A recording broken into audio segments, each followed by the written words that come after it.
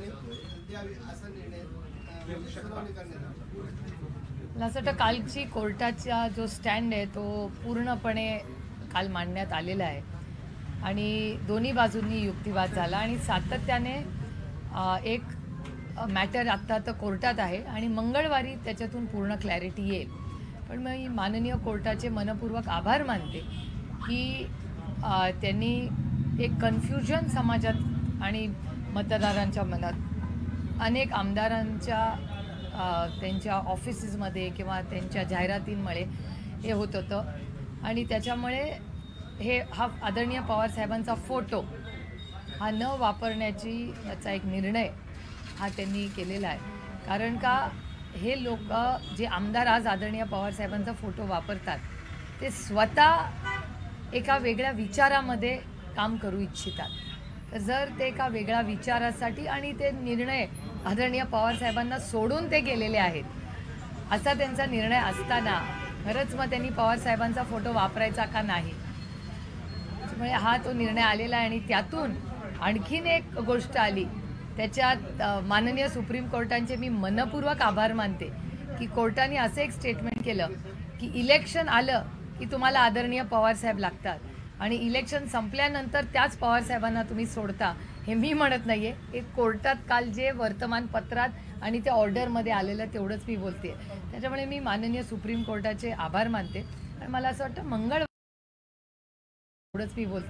त्याच्यामुळे मी माननीय सुप्रीम कोर्टाचे आभार मानते आणि मला असं वाटतं मंगळवारची आपण वाट बघूया। मॅटर सबज्युडिस आहे त्याच्यामुळे त्याच्यावर फार बोलणं संयुक्तिक राहणार नाही। सीए कायदा बदलणार म्हणून विरोधकांकडून सांगितलं जाते, परंतु काल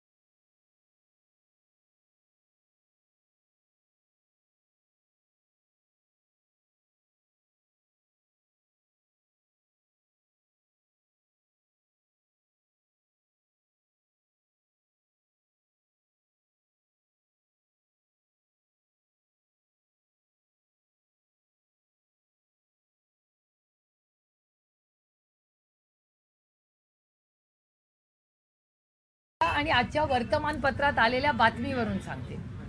त्याच्यामुळे जी गॅम्बलिंग करते कंपनी अशा कंपनीनी इलेक्टोरल बॉन्ड्स घेतले, जी मेगा इन्फ्रास्ट्रक्चर प्रोजेक्ट्स ज्या कंपन्या करतात ज्यांच्यावर ईडी सीबीआयच्या रेड झालेल्या आहेत, ईडी सीबीआयची रेड झाली त्याच्यानंतर इलेक्टोरल बॉन्ड्स घेतले, ह्याचा एक व्हाईट पेपर यायला नको। कारण का मी हे आरोप करत नाही आहे, मी जे वर्तमानपत्र आणि टीव्हीवर ऐकते आणि वाचते त्याच्यातून मी हे आपल्याला सांगते। तर ह्याचं एक पारदर्शक ह्याचा व्हाईट पेपर यायला नको। मला असं वाटतं इलेक्टोरल बॉन्ड्सचा एक अतिशय पारदर्शक व्हाईट पेपर आला पाहिजे। कोणी घेतले इलेक्टोरल बॉन्ड्स, कुठल्या पक्षाला दिले, ह्याचा एक चार्ट झाला पाहिजे आणि दूध का दूध और पाणी का पाणी। मी उगाच भारतीय जनता पक्षासारखे खोटे नाटे आरोप कधीही केले नाही आणि कधी करणारही नाही, पण मला असं वाटतं माननीय सुप्रीम कोर्ट आणि ये देश जानना चाहता है की हे पैसे कुठल्या कॉन्ट्रॅक्टरनी कुणाला दिले. काल निरावागंजमध्ये एक सभा झाली, त्याच्यामध्ये अजितदादांनी भाषणामध्ये मोठं विधान केलं की नानाच्या एका कार्यकर्त्याला मोकामधून मोकाच्या कारवाईमधून वाचवलं आणि एकदाच त्यांनी भाषणात उल्लेख देखील केला की एक वेळ माफ करा म्हणून हा भाषणात देखील उल्लेख करण्यात आला दादांच्या. कसं बघताय? खरं तर धक्कादायक आहे, कारण खुणाबद्दल होतं, खुणाला मोका लागला, कशा करता मोका लागला ह्याची आता उत्तरं आपल्याला विचारावी लागतील नाही का. किंवा मला असं वाटतं सगळ्यांनाच ती माहिती उत्सुकता असेल की हे नक्की काय प्रकरण आहे. त्याच्यामुळे मला असं वाटतं महाराष्ट्र सरकारने याचं स्पष्टीकरण दिलं पाहिजे.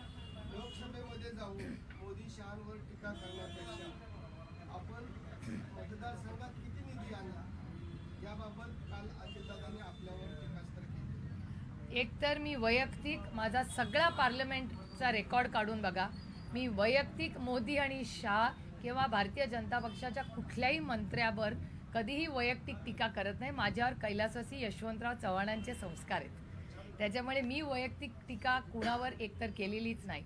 आणि पार्लमेंटमधलाच माझे एक पुस्तिका आहे का इथे एखादी कॉपी?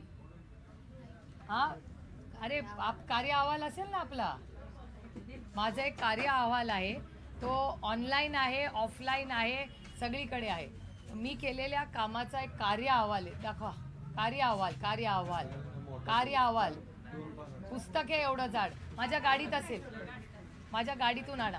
आणि माझा कार्य अहवाल हा तुमच्या मोबाईलवर पण, मी माझ्या वेबसाईटवर जर गेला तर माझ्या वेबसाईटमध्ये माझा कार्य अहवाल आहे, तोही करता येईल. किंवा माझ्या गाडीतही असेल कार्य अहवाल, तो मागवून घ्या. त्यामुळे कार्य अहवाल आहे. आणि मला असं वाटतं की महाराष्ट्रातले बहुसंख्य खासदार, ही महाराष्ट्राची संस्कृती आहे, आम्ही कधीच वैयक्तिक टीका, आमची लढाई भारतीय जनता पक्षाची वैयक्तिक नाहीच हे मी अनेक वेळा म्हणले. आणि माझी भाषणं ऑन रेकॉर्ड असतात, मी तर रोजच प्रेसशी बोलते. आणि माझी धोरणात्मक विरोध आहे का? होतं जरूर आहे. मी का भारतीय जनता पक्षावर टीका करते? कांद्याची निर्यात बंद कोणी केली? तर ती भारतीय जनता पक्षाने केली. हो, माझी लढाई त्यांच्याबरोबर आहे. निर्यात बंदी आजपर्यंत कांद्याची कोणी केली होती का? तर ती केली. दुधाला भाव, दुधाला भाव, त्याच्यासाठी हा माझा कार्य अहवाल आहे. तो ऑनलाईन आहे, कुणालाही हवा असेल तर माझ्या वेबसाईटवरही मिळेल आणि पुस्तकंही आहेत. It's very easily accessible. आणि त्याचा अनालिसिस करून तुम्ही बघू शकता काय कामं झाली.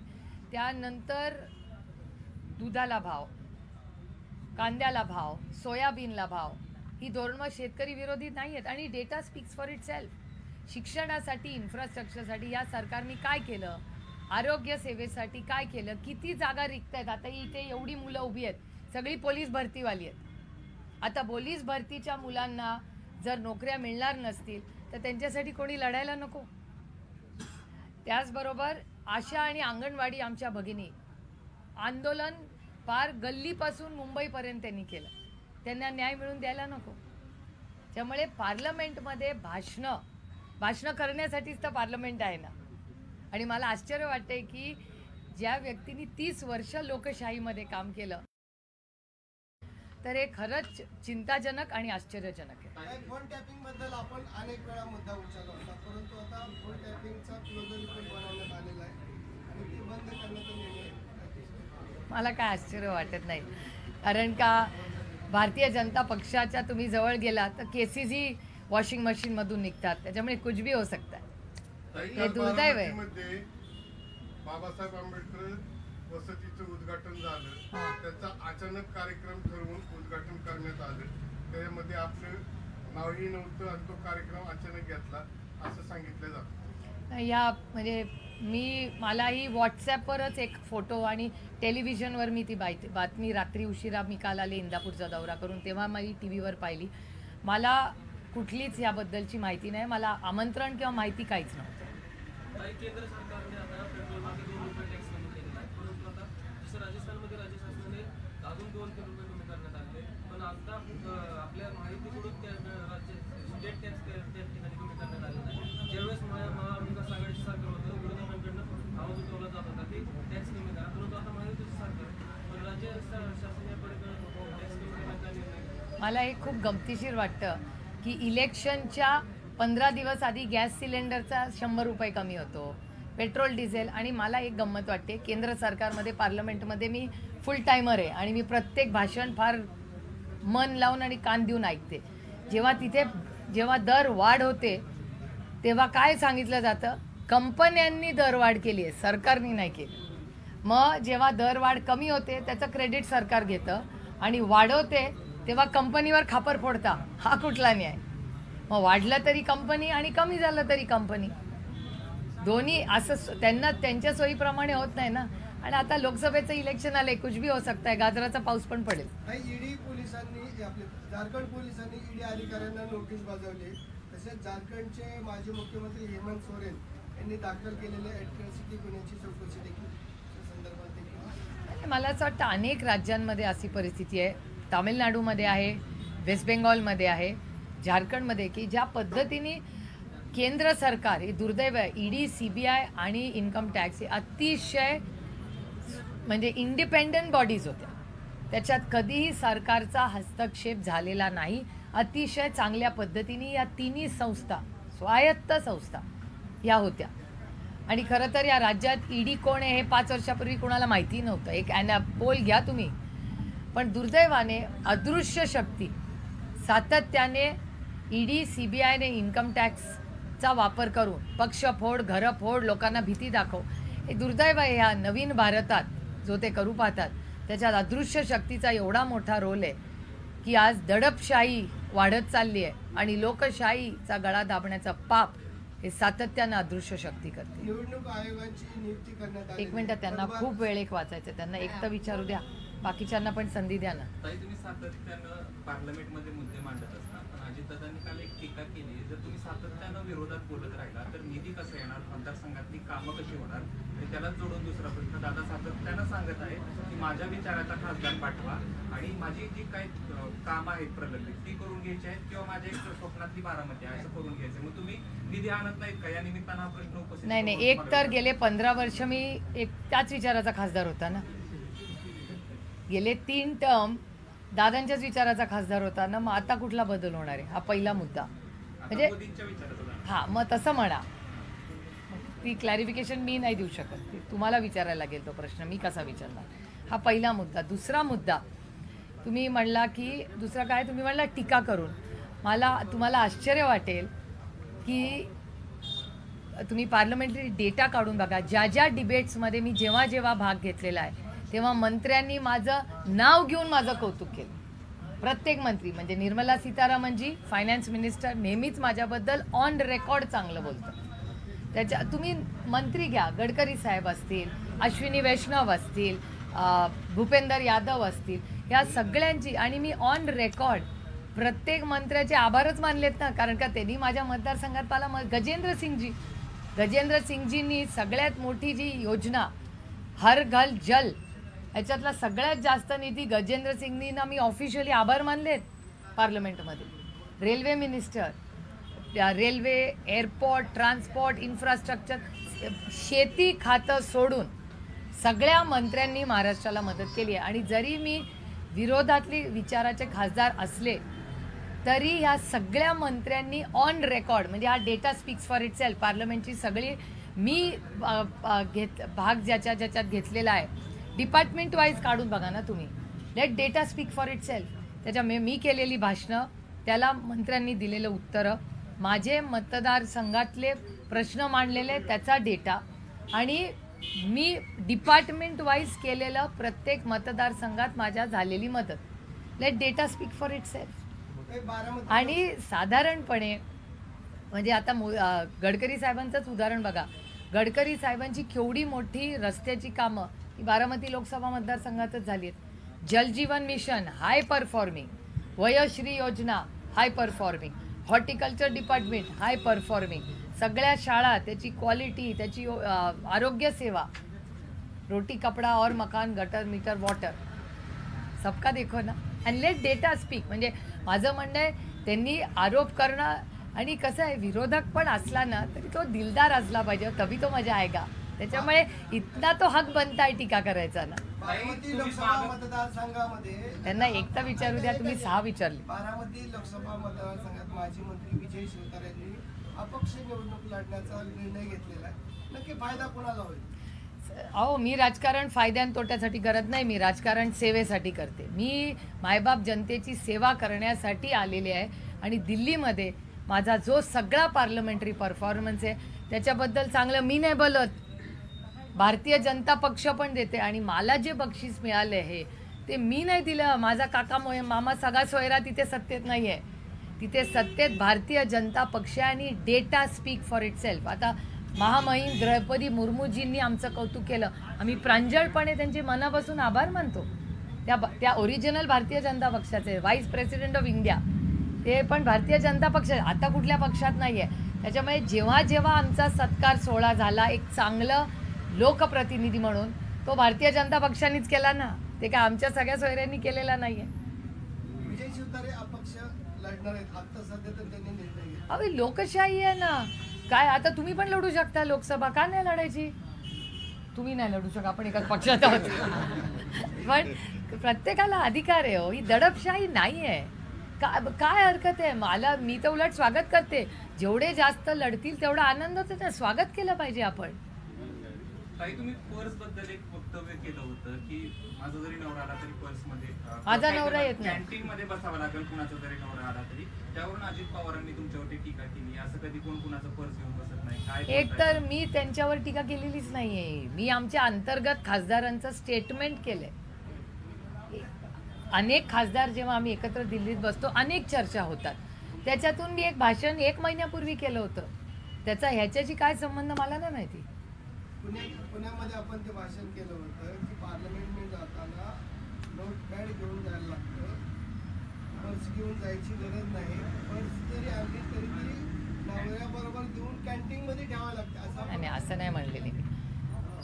अनेक आमदारांच्या अनेक खासदारांमध्ये चर्चा अशी असते की एखादा जर नवरा आला तर त्याला आमच्या लॉबीमध्ये अलाउड नसतं. स्पाऊस, नवरा किंवा बायको दोघांनाही, spouse is the word. Spouse म्हणजे नवरा किंवा बायकोला लॉबीमध्ये पण अलाउड नसतं. त्यांना सगळ्यांना कॅन्टीनमध्ये फॅमिली मला थांबावं लागतं. त्याच्यामुळे फॅमिली हॅज टू वेट. म्हणजे उद्या प्रतिभा पवार किंवा सदानंद सुळे जेव्हा पार्लमेंटमध्ये येतील त्यांना लॉबीमधून पण आत अलाउड नाही आहे. त्यांना फक्त ते दोघंही येत नाहीत, हा भाग वेगळा. तर पण ते कॅन्टीनमध्ये जर आले तर स्पाउसीजला म्हणजे नवरा बायको मुलं कोणी आलं ना, फॅमिलीज बेसिकली, तर त्यांना कॅन्टीनमध्ये बसावं लागतं. ताई, दादांनी काल तुमची मिमिक्री केली थोडक्यात की कसं आहे म्हणजे फोनवरून की भावनिक केलं जाईल, 15 वर्षात आजपर्यंत कोणी संपर्क केला नाही ते तुमच्याशी संपर्क केला जातील, असं खरं तुम्ही संपर्क वाढवलाय का? तुम्ही विचारता का लोकांना? वाढवला असं नाही. कसं आहे की अनेक गेले 15 वर्ष, एक तर दादा माझे वयाने पण मोठे आहेत आणि माझे मोठे भाऊ आहे. बारामतीतलं सगळं काम हे दादांवर एका विश्वासाच्या नात्याने आदरणीय पवारसाहेबांनी टाकलं होतं. त्याच्यामुळे जेव्हा जेव्हा कुठलाही प्रश्न यायला प्रोटोकॉल, आदराचा, प्रेमाचा आणि एका संघटनेत काम करायचा. दादा माझ्या वयाने पण मोठे आहेत, कर्तृत्वानेही मोठे आहेत. त्याच्यामुळे एका मोठा भाऊ, एक पक्षाचा मोठा नेता म्हणून त्याचा प्रोटोकॉल पाळण्याचे संस्कार जे माझ्यावर झालेले आहेत, त्याच्यामुळे तो प्रोटोकॉल मी पाळायचे. कोणीही माझ्याकडे आलं तर मी म्हणायचं आपण दादांचं मार्गदर्शन घेऊ आणि पुढे जाऊ. आणि दादाच्या कामामध्ये आपली ढवळाढवळ नको म्हणून मी एक पाऊल मागे ठेवून दादाचा मान सन्मान करायची. मोठ्या भावाचा किंवा आपल्या मोठ्या नेत्याचा मान सन्मान करण्यात कसला कमीपणा. उलट मला आनंद आहे की कुठल्याही मोठ्या आपल्यापेक्षा वयानी, आणि अनेक वेळा असंही होतं अनेक मंत्री आहेत जे माझ्यापेक्षा वयानी लहान आहेत केंद्र सरकारमध्ये, पण आम्ही त्यांचा मान सन्मान करतो. कारण का ते आमचं नातं नुसतं नाही आहे, त्या पदाला पण काही गरिमा आहे की नाही. म्हणजे आता अनुराग ठाकूर आणि माझे वैयक्तिक संबंध अगदी बहीण भावांसारखे, आणि आम्ही एकत्र खासदार झालो.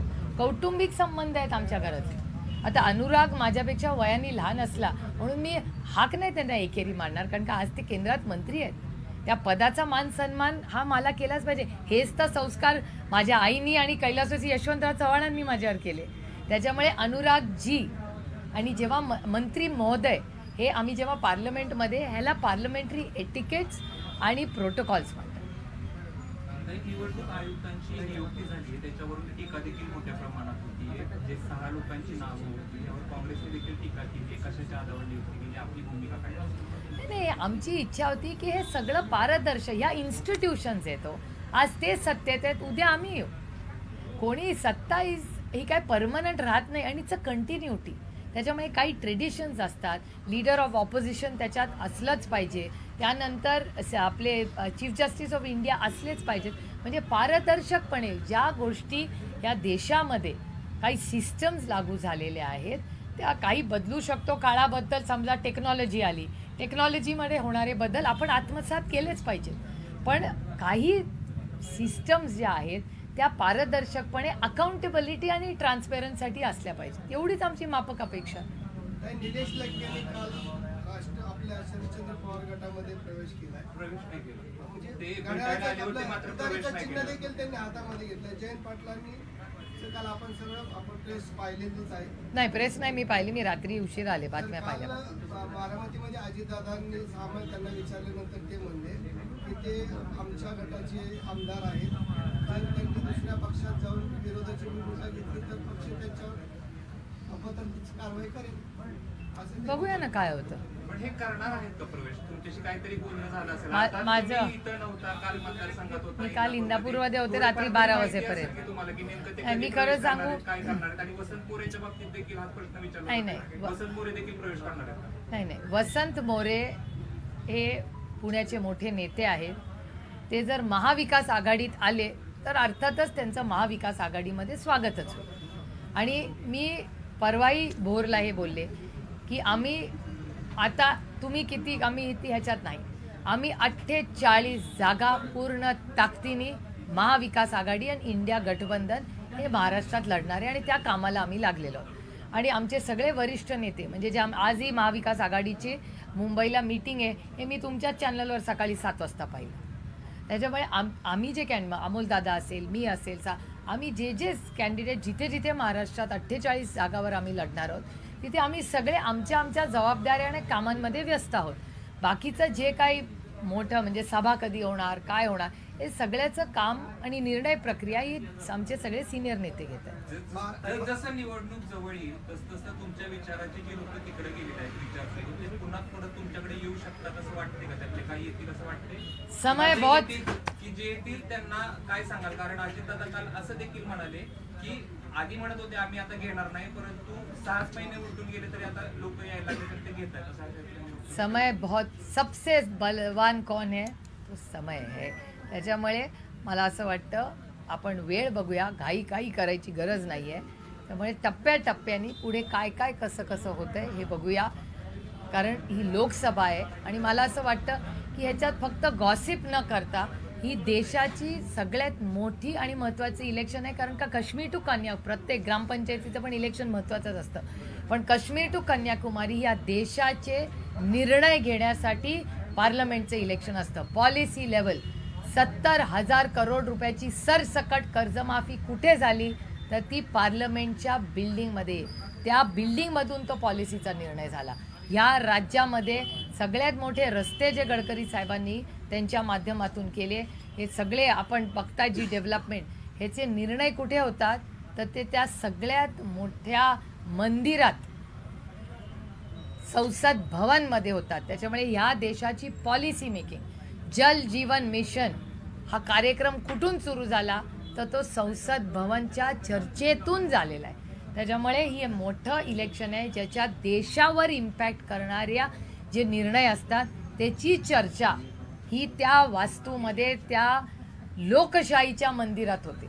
त्याच्यामुळे इलेक्शन अतिशय महत्त्वाचं आहे. त्याच्यामुळे मला असं वाटतं आज मला विचाराल तर 2च गोष्टी महत्त्वाच्या. इलेक्शन प्रक्रिया ती पारदर्शकपणे व्हावी, इलेक्टरल बॉन्ड्समध्ये भ्रष्टाचार झाला का नाही याचं पारदर्शकपणे सत्य या भारताच्या समोर आलं पाहिजे की नक्की इलेक्टोरल बॉन्ड्सचं काय झालं, कुणाचे पैसे आहेत, कुणाला दिलेत, कोणी दिलेत. आणि हे माननीय सुप्रीम कोर्टाने विचारले की क्विट प्रो को हा शब्द माझा नाही, माननीय सुप्रीम कोर्टाचा आहे. क्विट प्रो को म्हणजे काय, मी तुम्हाला एक कॉन्ट्रॅक्ट दिलं तर त्याचा निधी तुम्ही मला दिला असा त्याचा अर्थ मोठा होतो. त्याच्यामुळे क्विट प्रो को झालं का नाही हा म्हणजे मला विचाराल तर हा सगळ्यात मोठा मुद्दा आहे, कारण का हा खूप मोठा, जर खरं असेल तर हा खूप मोठा भ्रष्टाचार आहे. Point number 1. पॉईंट नंबर 2, आज पेटीएम कोलॅप्स झालेलं आहे. पेटीएम डिजिटल इंडियामध्ये निधी आणि डिजिटलायझेशन ऑफ करन्सी करायला पेटीएम हॅज कोलॅप्स्ड. हा खूप मोठा आव्हान आपल्या सगळ्यांच्या समोर आहे. आणि तिसरा मुद्दा, आज संपूर्ण हे इलेक्शन कमिशनचा मुद्दा तर आहे, जो इलेक्टोरल बॉन्डची कनेक्ट. तिसरा, या राज्यामध्ये दुष्काळ, पाणी, टँकर, छावण्या ही प्रचंड अडचण ही सगळीकडे राज्यात आहे. अनेक जिल्ह्यांमध्ये, तालुक्यांमध्ये, आपल्यासारख्या तालुक्यांमध्ये प्रचंड. आज 3 लोक मला बारामती तालुक्यातली भेटून गेली आणि म्हणाली की आम्हाला टँकर सुरू करून द्या. त्याच्यामुळे हेही प्रश्न अतिशय गांभीर्याने आपण घेतले पाहिजेत. आणि मी सातत्याने 3 महिने झाले महाराष्ट्र सरकारला सांगते की कृपा करा, टँकर, छावण्या, पिण्याचं पाणी, शेतीचं पाणी आणि गुरांसाठी पाणी, या सगळ्यांचं नियोजन करा. अजूनही पुरंदर, दौंड, इंदापूर, बारामती या सगळ्या भागांसाठी गेले 3 ते 4 महिने मी कॉन्स्टंटली मीडियाशीही बोलते आणि ट्विटरच्या माध्यमातून आणि सरकारची भेट घेऊनही त्यांना विनंती करते. राज्य सरकारच्या माध्यमातून ये देखो 17,000 पोलिसांची भरती निघाली. यामध्ये राज्य सरकारच्या वतीनं एक GR काढण्यात आला होता. कोरोनामध्ये अनेक मुलांची वय वाढल्यामुळं त्यांच्या वय त्यामध्ये बसत नव्हतं आणि यासाठी 31 मार्च रोजी एक आदेश काढला होता. त्या आदेशाची मुदत संपत आहे. मात्र आता राज्य सरकारचे गृहमंत्री असतील किंवा राज्य सरकार याकडे गांभीर्याने बघत नाही. ज्या मुलांचं वय आता वाढून गेले त्यासाठी इतर राज्यांमध्ये वय वाढल्याची तरतूद केली, तशा प्रकारचे GR काढलेत. मात्र राज्यामध्ये असा GR काढला जात नाही. 2 गोष्टी पोलीस भरतीच्या, आंदोलन देखील सुरू आहे मुंबईमध्ये. 2 गोष्टी पोलीस भरतीच्या खूप गंभीर, ज्याच्यात महाराष्ट्र सरकारने जातीने लक्ष घातलं पाहिजे. आणि मला असं वाटतं ह्या विषयात आपण सगळ्यांनी राजकारण बाजूला ठेवून ह्याच्यात जातीने लक्ष घातलं पाहिजे, माणुसकीच्या नात्याने. कारण का एक सामाजिक प्रश्न आहे.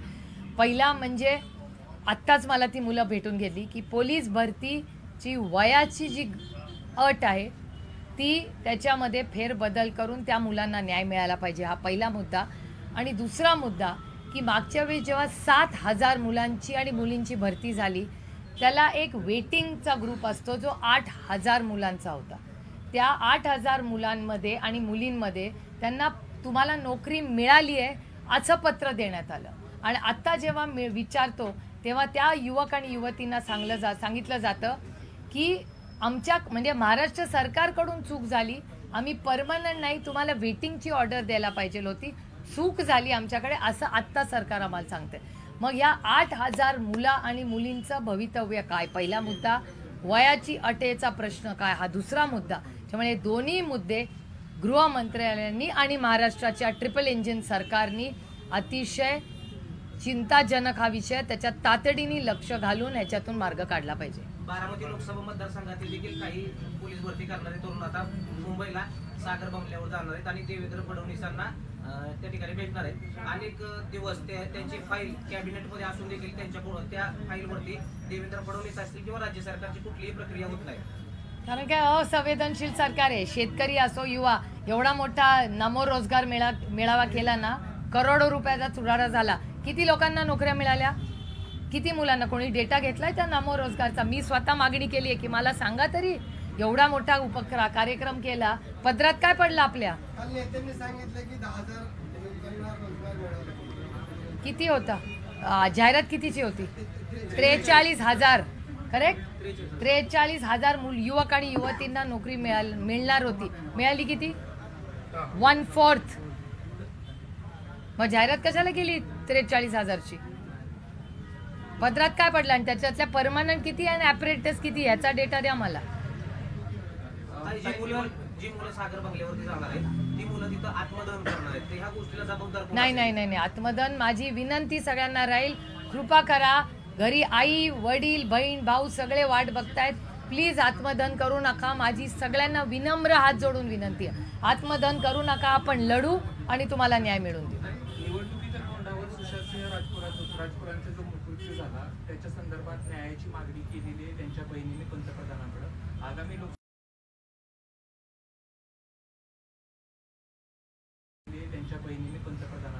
आगामी लोकसभेच्या निवडणुकीच्या तोंडावर हा वाद चिघळणार असं वाटते काय निमित्तानं? मला याची फारशी काय माहिती नाही आणि मला वाटतं दुष्काळ, आणि असे इतके महत्त्वाचे मुद्दे जर एखाद्या बहिणीला तिच्या भावाबद्दल काही न्याय हवा असेल तर ती जरूर त्याचा न्याय मागणं हे साहजिक आहे आणि त्याच्यात काही गैर नाही. पण त्याचबरोबर मला असं वाटतं हा राजकीय विषय न करता तो त्या इन्क्वायरीच्या पद्धतीने होऊ शकतो. काही शेवटचा प्रश्न. पवार साहेबांनी 4 दिवसापूर्वी बारामतीच्या विविध वकिलांची असेल, डॉक्टरांची असेल आणि व्यापाऱ्यांची बैठक बोलवली. संवाद. परंतु बारामतीच्या व्यापाऱ्यांनी आधीवर वेळ नाकारली. नंतर त्यांना पश्चाताप झाला. नंतर त्यांची संयुक्तिक बैठक झाली. आता शरदचंद्र पवार गटाचा व्यापाऱ्यांचा मेळावा. कसं बघताय? मला नाही वाटत असा गटाचा वेगळा काही मेळावा होतोय, कारण का मला काल 2 आमंत्रण आली आहेत. त्याच्यामुळे 22 तारखेला पवार साहेबांनी आधीवर वेळ भाषणामध्ये उल्लेख केला. हो मान्य आहे मला, व्यापाऱ्यांना पण पश्चाताप झाला. त्यांचं पण पत्र आलंय की त्यांना पण वेळ त्यांनी आदरणीय पवार साहेबांची वेळ मागितली असंही तुमच्याही पेपरमध्ये आलं आणि मलाही काल एक आमंत्रण आले 22 तारखेला. याला जोडून प्रश्न आहे की ज्या व्यापारी संघटनेने नकार दिला होता त्यांनी आता मेळाव्यासाठी वेळ मागितली, मात्र आता या व्यापाऱ्यांकडून कुठेतरी एकशाही एकाधिकारशाही चालवली जाते आणि या पार्श्वभूमीवर आता बारामतीमध्ये दुसरी व्यापारी संघटना तयार झाली आणि त्या संघटनेकडून शरद पवारांना समर्थन दिलं जात आहे. कुठेतरी शरद पवारांसारख्या ज्येष्ठ नेत्यांचा असा अपमान करणं योग्य नाही, म्हणून आता येत्या कालावधीत स्वाभिमानी संघटना ही शरद पवारांच्या उपस्थितीमध्ये मेळावा घेणार असले त्यांच्याकडून सांगण्यात. हे खूप दुर्दैव आहे की राजकारण फार इथपर्यंत, म्हणजे आता ह्याला कोण जबाबदार आहे मला माहिती नाही. तेव्हा मलाही आश्चर्य वाटलं की ही काही राजकीय मीटिंग नव्हती आणि दरवर्षी आदरणीय पवार साहेबांना आग्रह करून व्यापाऱ्यांचा मेळावा दिवाळीत होतोच. तुम्हाला सगळ्यांना माहिती आहे हा काही इलेक्शनचा नाही आहे. दरवर्षी पाडव्याच्या दिवशी आदरणीय पवार साहेब एकटेच बोलतात, बाकी कोणी आम्ही बोलत नाही. आदरणीय पवार साहेब एकटे व्यापाऱ्यांच्या मेळाव्याला, मला आठवतंय तेव्हापासून दरवर्षी की पुढची वर्षाची इकॉनॉमी कशी असेल ह्याच्यावर मार्गदर्शन करतात. दरवर्षी पाडव्याच्या दिवशी संध्याकाळी आपला ठरलेला कार्यक्रम असतो. त्याच्यामुळे हे कशामुळे झालं मला खरंच याची माहिती नाही.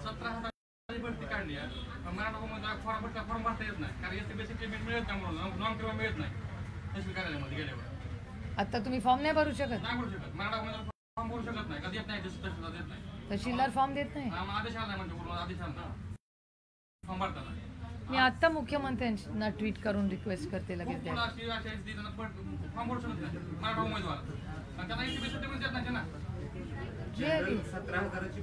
हे पुस्तक तुमच्याकडे आलं नाही का अजून सगळ्यांकडे? हा PDF आली असेल ना.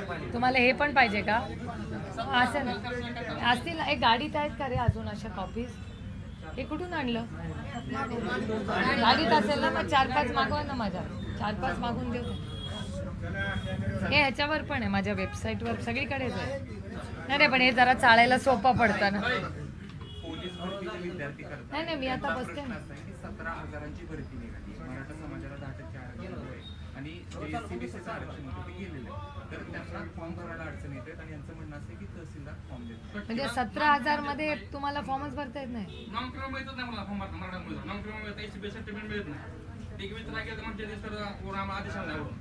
वरून आदेश आला नाही का? 10% पण नाही आलेला. असं कसं होईल? आरक्षण वेगळं दिलंय. आरक्षण जो SC-BC त्याच्यामधून त्यांना फॉर्म भरायचा पण ते भरता येतो. पण असं कसं होईल? भरत आता निर्णय तर झाला ना असेंब्लीमध्ये. असं कसं होईल? द्यायलाच पाहिजे तुम्हाला फॉर्म भरायला. अहो असेंब्लीमध्ये पास केलंय बिल त्यांनी. तुम्ही तहसीलदारांकडे गेला का? आता आहेत का कोणी मुलं? आपण तहसीलदारांना हा बंद करा ना. थँक्यू. तहसीलदारांना एक फोन तर करूया, माहिती तर काढूया. चला ऐको बाई, 11:15 इथेच वाजले.